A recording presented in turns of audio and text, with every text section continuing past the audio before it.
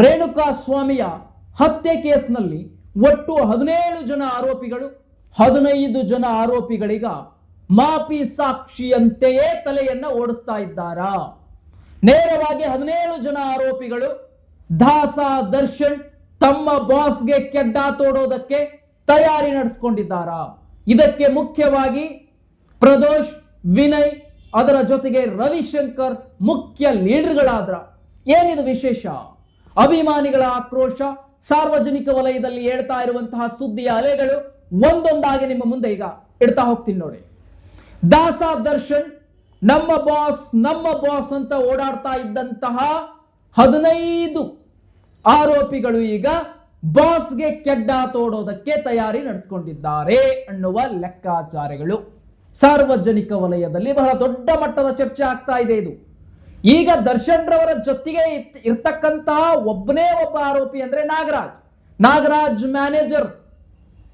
ದರ್ಶನ್ ರವರ ಜೊತೆಗೆ ಯಾವಾಗಲೂ ಕೂಡ ಇರ್ತಾ ಇದ್ದಂತಹ ಮ್ಯಾನೇಜರ್ ಇವರು ನಾಗರಾಜ್ ಅನ್ನುವಂಥವ್ರು. ಈಗ ಈ ನಾಗರಾಜ್ ಅವರನ್ನ ಬಿಟ್ರೆ ಬೇರೆ ಯಾವ ಆರೋಪಿಗಳು ಕೂಡ ದರ್ಶನ್ ರವರ ಜೊತೆಗಿಲ್ಲ. ಎಲ್ಲ ಆರೋಪಿಗಳ ತಲೆಯ ಲೆಕ್ಕಾಚಾರಗಳು ಮಾಪಿ ಸಾಕ್ಷಿ. ದರ್ಶನ್ ರವರು ಒದ್ರು, ಹೊಡೆದ್ರು, ಬಡೆದ್ರು, ಎಲ್ಲರ ಬಾಯಲ್ಲೂ ಕೂಡ ಇದೇ ಮಾತು ಬರುತ್ತಾ? 15 ಜನ ಆರೋಪಿಗಳ ಬಾಯಲ್ಲಿ ಇದೇ ಮಾತು ಬಂದ್ರೆ ಆಗ ದರ್ಶನ್ ರವರ ಪರಿಸ್ಥಿತಿ ಏನು? ಆಗ ದರ್ಶನ್ ರವರಿಗೆ ಆಗುವಂತಹ ಸಂಕಷ್ಟ ಏನು?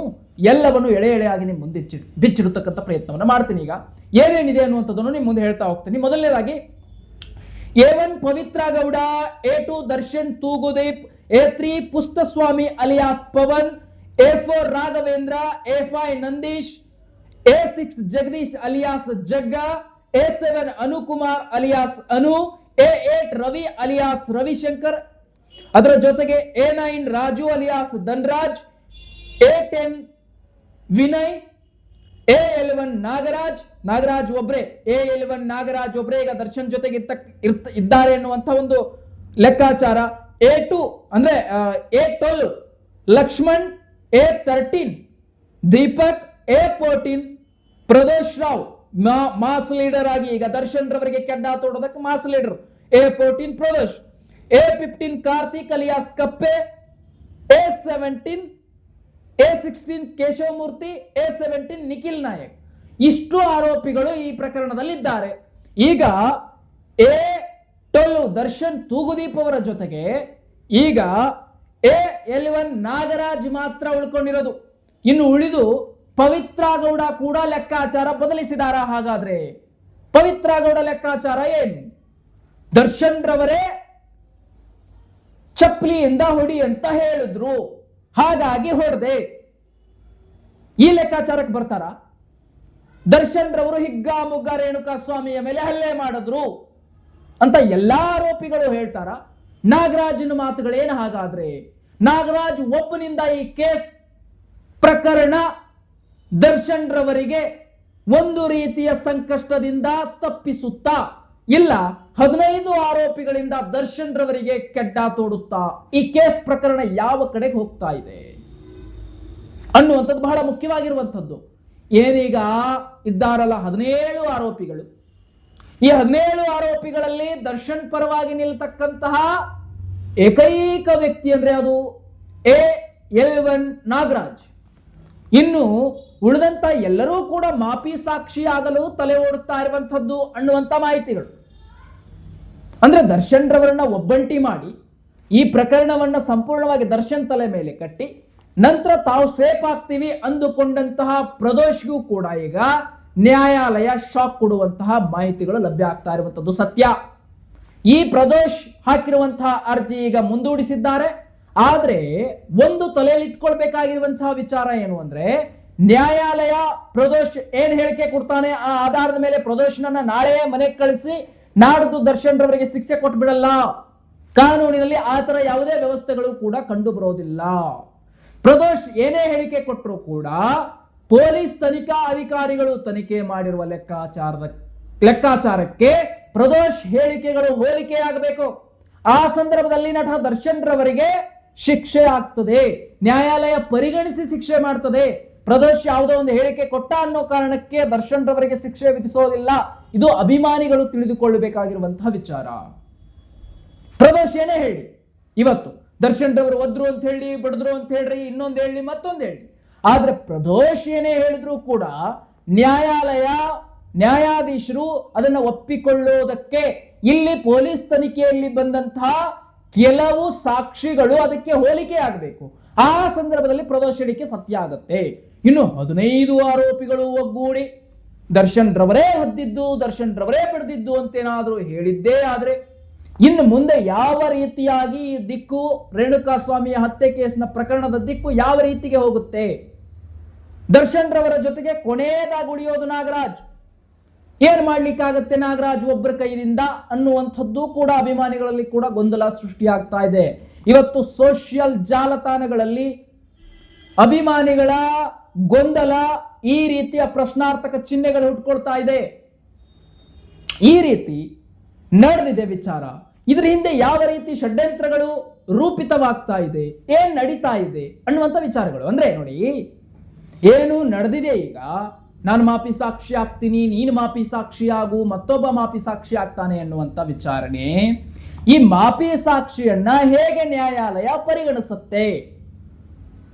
ಈಗ ಪ್ರದೋಷ್ ಯಾವ ಬೇಕಾದ ರೀತಿಯ ಹೇಳಿಕೆಯನ್ನು ಕೂಡ ನ್ಯಾಯಾಲಯದ ಮುಂದೆ ಕೊಟ್ರೆ, ಹಾ ಪ್ರದೋಷ್ ಓಕೆ, ನೀನು ಶಬ್ಬಾಷ್, ಇರೋ ಮಾಪಿ ಸಾಕ್ಷಿ ಆಗಿದ್ದೀಯಾ, ಇರೋ ಸತ್ಯಾಂಶ ಹೇಳಿದ್ದೀಯಾ, ಗುಡ್, ವೆರಿ ಗುಡ್ ಅಂತ ಹೇಳಿ ಬೆನ್ನಿಗೆ ಅವರಿಗೆ ಶಬ್ಬಾಷ್ಗಿರಿ ಕೊಟ್ಟು ಪ್ರದೋಷನ ನಾಳೆ ಬೆಳಗ್ಗೆ ವಾಪಸ್ ಅವನ ಮನೆಗೆ ಕಳಿಸ್ಕೊಡೋದಕ್ಕೆ ನ್ಯಾಯಾಲಯ ಒಪ್ಪೋದಿಲ್ಲ. ಆ ರೀತಿ ಯಾವುದೇ ರೀತಿಯಾದಂತಹ ಸೌಲಭ್ಯಗಳು ಕೂಡ ಕಾನೂನಿನಲ್ಲಿಲ್ಲ. ಯಾವ ರೀತಿ ವ್ಯವಸ್ಥೆ ಇದೆ ನಾವು ತಿಳಿದುಕೊಂಡ ಮಟ್ಟಿಗೆ ಹೇಳ್ತಾ ಇರುವಂತಹ ವಿಚಾರ, ನಾವು ಅರ್ಥೈಸಿಕೊಂಡ ಮಟ್ಟಿಗೆ ಹೇಳ್ತಾ ಇರುವಂತದ್ದು. ಬಹಳ ಜ್ಞಾನಿ ಅಂತ ಅಲ್ಲ, ಏನ್ ಕಾನೂನಿನಲ್ಲಿ ಇದೆ ಅಂತಕ್ಕಂಥದ್ದನ್ನ ನಾವು ಎಷ್ಟರ ಮಟ್ಟಿಗೆ ತಿಳ್ಕೊಂಡಿದೀವಿ ಅದನ್ನ ನಿಮ್ಮ ಮುಂದೆ ಪ್ರಸ್ತಾಪ ಪಡಿಸ್ತಾ ಇರೋದಷ್ಟೇ. ಅಂದ್ರೆ ಈಗ ಪ್ರದೋಷ್ ಏನೇ ಹೇಳಿದ್ರು ಕೂಡ ಅದನ್ನು ನ್ಯಾಯಾಲಯ ಗಣನೀಯವಾಗಿ ತೆಗೆದುಕೊಳ್ಳೋದಿಲ್ಲ. ಇಲ್ಲಿ ದರ್ಶನ್ ರವರು ಹೊಡೆದಿದ್ದಾರೆ, ಬಡಿದಿದ್ದಾರೆ ಅನ್ನೋದಕ್ಕೂ ಕೂಡ ಸಾಕ್ಷಿ ಬೇಕೇ ಬೇಕು. ಇದಕ್ಕೆ ಅಭಿಮಾನಿಗಳಿಗೆ ಯಾಕೆ ಒತ್ತಿ ಹೇಳ್ತಾ ಇದ್ದೀನಿ ಅದರಂದ್ರೆ, ಪ್ರದೋಷ್ ಸಾಕ್ಷಿ ಹೇಳಿಬಿಟ್ಟ, ದರ್ಶನ್ ರವರ ಕತೆ ಮುಗಿತು ಅನ್ನುವಂತಹ ನಿಟ್ಟಿನಲ್ಲಿ ದರ್ಶನ್ ರವರ ಅಭಿಮಾನಿಗಳ ತಲೆಗೆ ಹೋಗ್ತಾ ಇದೆ. ಅದನ್ನ ತೆಗೆದಾಕಿ. ಪ್ರದೋಷ್ ಏನೇ ಹೇಳಿದ್ರು ಕೂಡ ಇಲ್ಲಿ ಸಾಕ್ಷಿಗಳು ಬೇಕೇ ಬೇಕು. ದರ್ಶನ್ ರವರು ಹೊಡೆದಿದ್ದಾರೆ, ಬಡಿದಿದ್ದಾರೆ ಅನ್ನೋದಕ್ಕೊಂದು ಇಷ್ಟಾದ್ರೂ ಸಾಕ್ಷಿಗಳು ಬೇಕೇ ಬೇಕು. ಆಗಲೇನೆ ಪ್ರದೋಷ್ ಹೇಳಿಕೆ ನಿಜ ಆಗತ್ತೆ. ಪ್ರದೋಷ್ ಮತ್ತು ಈ ಸಾಕ್ಷಿಗಳನ್ನ ಜೋಡಿಸಿ ನ್ಯಾಯಾಲಯ ದರ್ಶನ್ ರವರಿಗೆ ಶಿಕ್ಷೆಯನ್ನು ವಿಧಿಸೋದಕ್ಕೆ ನೋಡುತ್ತೆ. ಇನ್ನು 15 ಆರೋಪಿಗಳು ಒಗ್ಗಟ್ಟಾಗಿ ದರ್ಶನ್ ರವರೇ ಹೊಡೆದಿದ್ದು, ದರ್ಶನ್ ರವರೇ ಬಡಿದಿದ್ದು ಅನ್ನುವಂತಹ ಲಿಸ್ಟಿಗೆ ಬಂದುಬಿಟ್ರೆ ಕಷ್ಟ ಆಗುತ್ತಾ ಅನ್ನುವಂಥದ್ದು ಕೂಡ. ಈ ರೀತಿ ಆದಾಗ ನ್ಯಾಯಾಲಯ ಸುಮ್ಮನೆ ಇರೋದಿಲ್ಲ. ನ್ಯಾಯಾಲಯ ಇದಕ್ಕೂ ಕೂಡ ಬೇರೆ ಬೇರೆ ಉಪಾಯಗಳನ್ನ ಕಾನೂನಿನಲ್ಲಿ ಬೇರೆ ದಿಕ್ಕುಗಳ ಮೂಲಕ ವಿಚಾರಣೆಗಳು ನಡೆಯುತ್ತೆ. ಯಾಕಂದ್ರೆ ಇದು ಸಹಜವಾಗಿರ್ತಕ್ಕಂಥದ್ದು ಮತ್ತು ಸಾಮಾನ್ಯವಾಗಿರ್ತಕ್ಕಂಥದ್ದು. ಯಾವುದೋ ಒಬ್ಬ ಮುಖ್ಯ ಆರೋಪಿಯನ್ನ ಸಿಕ್ಕಾಕಿಸಿ ತಾವು ಉಳಿದವರೆಲ್ಲರೂ ಕೂಡ ಪಾರಾಗಲಿಕ್ಕೆ, ತಮ್ಮ ತಮ್ಮ ಜೀವನವನ್ನು ರೂಪಿಸಿಕೊಳ್ಳಲಿಕ್ಕೆ, ತಮ್ಮ ತಮ್ಮ ಜೀವನವನ್ನು ಉಳಿಸಿಕೊಳ್ಳಲಿಕ್ಕೆ ಹೊರಗಡೆ ಬರ್ತಕ್ಕಂಥದ್ದು ಸಾಮಾಜಿಕವಾಗಿ ಸಾಮಾನ್ಯವಾಗಿ ಇದನ್ನೆಲ್ಲರೂ ಕೂಡ ಮಾಡ್ತಕ್ಕಂಥದ್ದೇ. ಆದ್ರೆ ಅದನ್ನ ನ್ಯಾಯಾಲಯ ಬಹಳ ಉನ್ನತ ಸ್ಥಾನದಲ್ಲಿ ಇಟ್ಕೊಂಡು ನ್ಯಾಯವನ್ನು ಕೊಡಿಸುವಂತ ಪ್ರಯತ್ನ ಮಾಡುತ್ತೆ. ನ್ಯಾಯಾಲಯಕ್ಕೆ ಅದಕ್ಕೆ ನಾವು ಗೌರವ ಕೊಡಬೇಕಾಗುತ್ತೆ. ಯಾಕಂದ್ರೆ ನ್ಯಾಯಾಲಯ ಅಷ್ಟು ಬೇಗ ಯಾವುದನ್ನು ಕೂಡ ಡಿಸೈಡ್ ಮಾಡೋದಿಲ್ಲ. ಇವತ್ತು ಪ್ರದೋಷ್ ಹೇಳಿಕೆ ಕೊಟ್ಟಿದ್ದಾನಂತ ನಾಳೆ ಬೆಳಗ್ಗೆ ಅವನ್ನ ಮನೆಗೆ ಕಳಿಸಿ ದರ್ಶನ್ ರವರಿಗೆ ನಾಡ್ದೆ ಶಿಕ್ಷೆ ಕೊಡೋದಿಲ್ಲ. ಅಷ್ಟು ಯಾವುದೇ ರೀತಿಯಾದಂತಹ ಗೊಂದಲವನ್ನ ಅಭಿಮಾನಿಗಳು ಮಾಡಿಕೊಳ್ಳುವ ಅವಶ್ಯಕತೆ ಇಲ್ಲ. ಆಮೇಲೆ ಇನ್ನೊಂದು, ಇದು ಯಾವುದೇ ರೀತಿಯಾದಂತಹ ವಿಚಾರಣೆಗಳಲ್ಲ, ನಾನು ಹೇಳ್ತಾ ಇರುವಂತಹ ವಿಚಾರಣೆಗಳನ್ನು ಅಲ್ಲ, ಇದು ದೈವಲಿಖಿತ ರೀತಿಯಲ್ಲಿ ಬರ್ತಕ್ಕಂಥದ್ದು. ಈಗ ದರ್ಶನ್ ರವರಿಗೆ ನಿಜಕ್ಕೂ ಕೂಡ ಶಾಕ್ ಕೊಡುವಂತಹ ಮಾಹಿತಿಗಳು ಲಭ್ಯ ಆಗ್ತಾ ಇರೋದು ಸತ್ಯ. ಆದ್ರೆ ಇವತ್ತಲ್ಲ ನಾಳೆ ದರ್ಶನ್ ರವರಿಗೆ ಒಳ್ಳೆಯ ಕಾಲದ ದಿನಮಾನಗಳು ಬರಲಿವೆ ಅನ್ನೋದು ಅಷ್ಟೇ ಸತ್ಯ. ಯಾಕಂದ್ರೆ ದರ್ಶನ್ ರವರು ಏನೇ ಮಾಡಿದ್ರು, ಈ ಪ್ರಕರಣದಲ್ಲಿ ಎಷ್ಟೇ ಪಾತ್ರ ವಹಿಸಿದ್ರು, ನಿಜಕ್ಕೂ ಕೂಡ ಈ ಒಂದು ಪ್ರಕರಣದಲ್ಲಿ ಯಾವುದೇ ರೀತಿಯಾದಂತಹ ಶಿಕ್ಷೆಯ ಮಟ್ಟಗಳನ್ನು ವಿಧಿಸಿದರೂ ಸಹ ದರ್ಶನ್ ರವರಿಗೆ ಒಳ್ಳೆಯ ದಿನಮಾನಗಳು ಬರುವುದು ತಪ್ಪೋದಿಲ್ಲ. ಆಮೇಲೆ ಇದರಲ್ಲಿ ದರ್ಶನ್ ರವರು ತಪ್ಪು ಮಾಡಿದ್ದಾರೆ ಅಂತ ನ್ಯಾಯಾಲಯದಲ್ಲಿ ಇನ್ನೂ ಕೂಡ ಸಾಬೀತಾಗಿಲ್ಲ.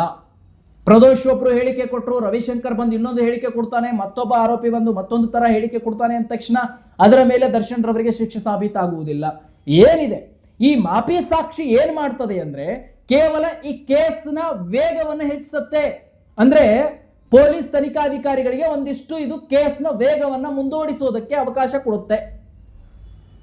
ಹೊರತುಪಡಿಸಿ ಪ್ರದೋಷ್ ಏನೋ ಹೇಳ್ಬಿಟ್ಟ ಅಂತಂದ ತಕ್ಷಣ ದರ್ಶನ್ ರವರಿಗೆ ನಾಳೆ ಬೆಳಗ್ಗೆ ಶಿಕ್ಷೆ ಆಗೋದಿಲ್ಲ, ಪ್ರದೋಷನವರನ್ನ ಇವತ್ತು ಸಂಜೆನೆ ಬಿಟ್ಟು ಕಳಿಸೋದಿಲ್ಲ.